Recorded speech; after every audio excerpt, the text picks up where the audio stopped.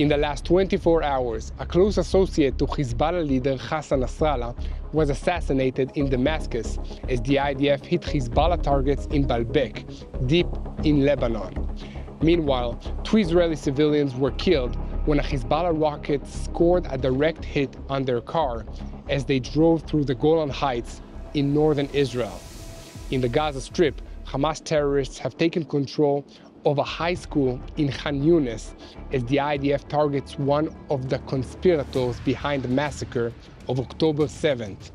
In Judea and Samaria, the IDF is increasing its counter-terrorism activities, mainly in Tulkarem. Elsewhere, American intelligence agencies have revealed that Iran is behind many of the demonstrations against Israel. Let's dive into the details. I'm Yair Pinto, and this is your Boots on the Ground report about what is happening in Israel on the 278th day of the war against Hamas, Hezbollah, Iran, and all of its terrorist proxy groups in Yemen, Iraq, and Syria. Late Wednesday morning, the IDF issued a statement regarding an operation to hit Hamas terrorists who had embedded themselves inside a school in Khan Yunis. Also included in this statement were details of a targeted strike on one of the men responsible for the Hamas massacre on October 7th against Israel.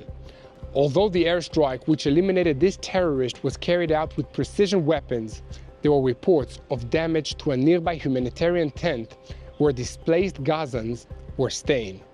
This assassination can be added to a large number of targeted operations the IDF has carried out against key Hamas and Hezbollah operatives in recent days. Earlier this week, we learned of assassination of the representative of the Ministry of Labor in the Hamas government in Gaza, Ihab el-Hussein, as well as another terrorist who carried out a launch that crossed from the Sajaiya area and fell in an open area in the Nahal Oz in Israel that same day. These terrorist leaders were a key element in the ability of Hamas and Hezbollah to harm Israelis, but they won't be doing that anymore. Switching our focus now to the Gaza Strip, where the combat teams of the 7th Parachute Brigade has been fighting for over a week above and below ground in the Sajaiya neighborhood of Gaza City. In recent days, they have engaged in dozens of face-to-face battles which have resulted in the elimination of over 150 terrorists and the destruction of several tunnels, as well as large quantities of captured weapons and ammunition. Intelligence materials that were left behind by the terrorists is currently being examined and used to plan the next phase of the operation. The Yahalom Combat Engineers Unit has also been hard at work, and that hard work has led to the discovery of a large network of underground bunkers, tunnels, and branches running underneath the city. This underground network includes rooms where Hamas fighters slept, factories for producing rockets and other weapons, storage rooms for weapons, and all kinds of other military supplies, and administrative offices. In short, everything that is necessary for waging a war of terror against Israel and brutalizing the civilian population of the Gaza Strip. But Hamas won't have this underground network to use for these evil purposes anymore. Here at TBN Israel, we will continue to update you on these developments, but we need your help. Please share these videos on YouTube, follow and subscribe to this YouTube channel, and share this information with anyone who seeks to know what really is happening in Israel. You can also help by making a donation to the link that you see on YouTube or to www.tbn.org/Israel, and we will create more content from Israel from this conflict. One of the ways that we want to do that is by launching a new series that covers the migration of Islamist terrorism from the Middle East into the heart of Europe and North America.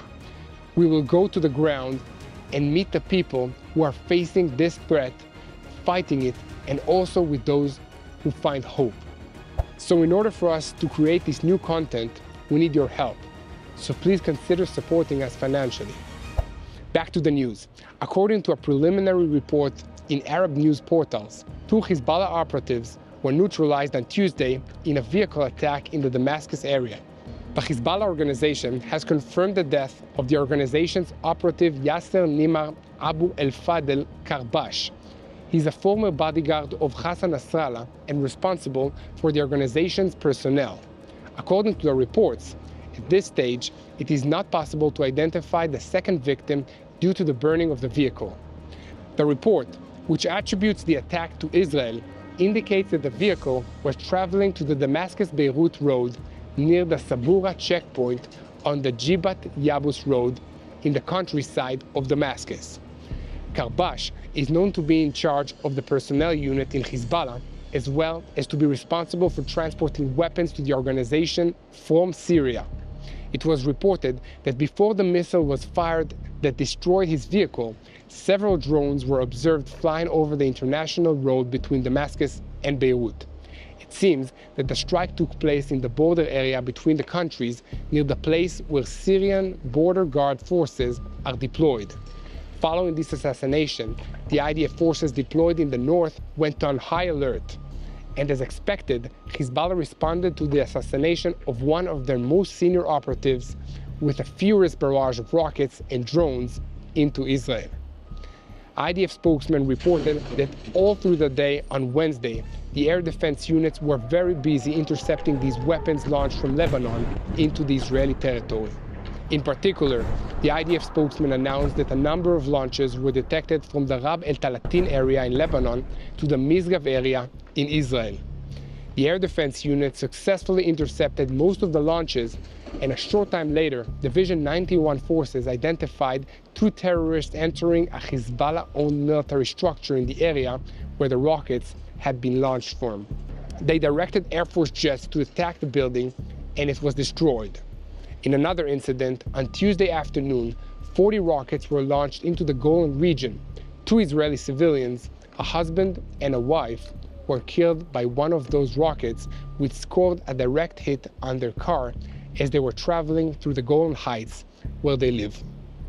News of their deaths was met with shock and sadness all throughout Israel.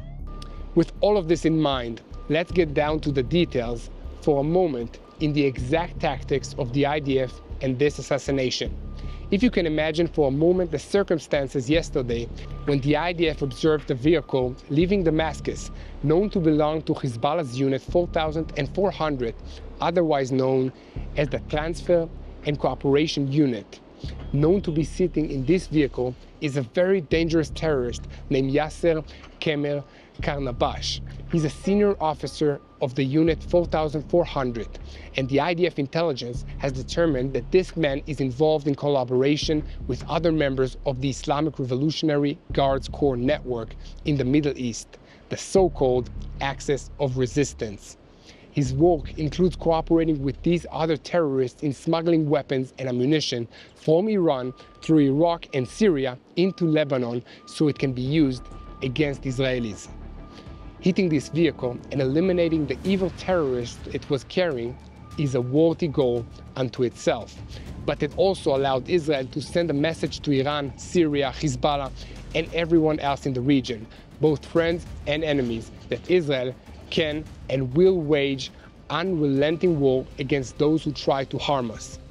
On the subject of sending messages, I will once again ask you to help us spread the truth by sharing these videos on YouTube and subscribing to this YouTube channel. It's very important that the world will know what is going on in this conflict.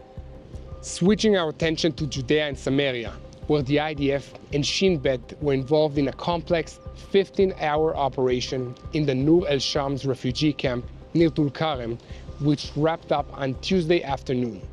During the operation, large amounts of explosives meant to be used in fabricating bombs to be used against Israelis were uncovered, along with elements of the smuggling operation that brought these weapons into the region. According to reports in the Palestinian media portals, the engineering forces of the IDF that were operating in the camp caused great destruction, digging tunnels more than 2 meters deep to hide their activities.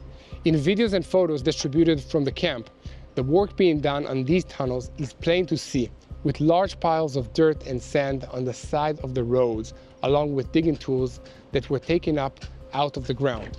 Also, in the alleys of the camp, the damage that has spread to some of the houses is also evident. The IDF spokesman stated that an extensive engineering operation was conducted in Nur el-Shams to demolish all these tunnels, as well as large quantities of explosives that were found in the area. This included booby traps and improvised explosive devices which were placed in traffic routes and meant to hit security forces and endanger the uninvolved residents of the area.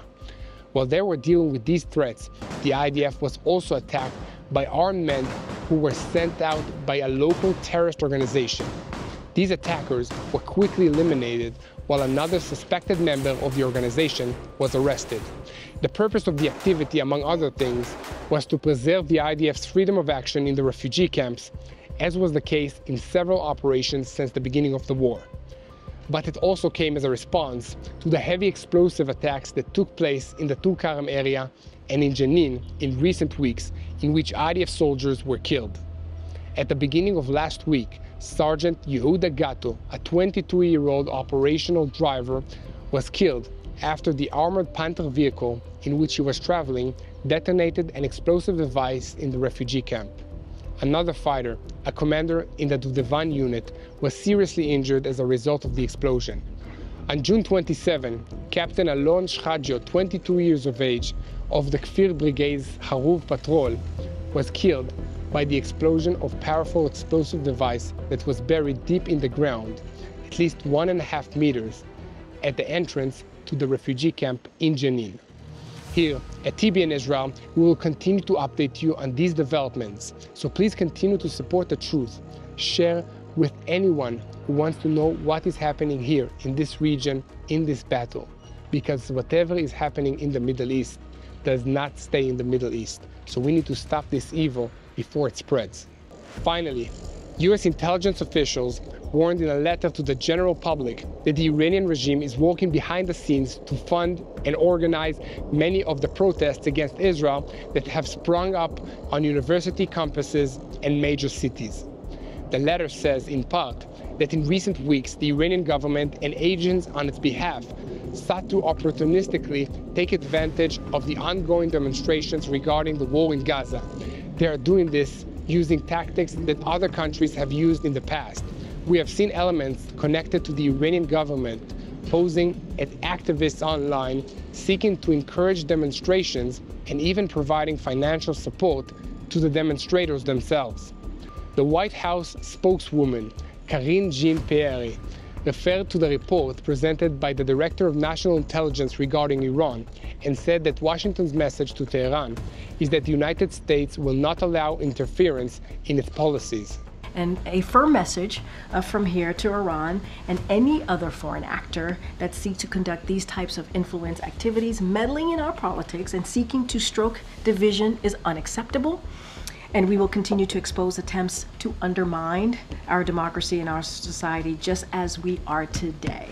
One of the key elements in the context of the demonstrations against Israel in the United States are the series of violent protests that broke out at the Columbia University in New York. In the course of these protests, it was necessary for the New York Police Department to raid a university student compound after dozens of pro-Palestinian protests barricaded themselves inside. The president of the university warned the students prior to this that they must evacuate the protest camps they set up on campus or they will be shut down. 2 months ago, the university administration expelled a student who expressed support for killing Zionists, along with calling for the assassination of Prime Minister Benjamin Netanyahu, the Prime Minister of Israel. Many Jewish students at Columbia also spoke out about the reluctance to attend class or otherwise go out in public due to chants on campus to become martyrs and kill soldiers. I want to conclude by paying my last respects to a hero who fell defending the state of Israel. The IDF spokesman announced on Thursday that Major Tal Lahat, 21 years of age, from Kfar Saba, is a fighter in the Maglan unit in the commando formation, and he was recently killed in battle in the center of the Gaza Strip. So please continue to pray for the peace of the IDF soldiers. They need the love and support. It's very hard to fight there, in the Gaza Strip, all alone, surrounded by terrorists.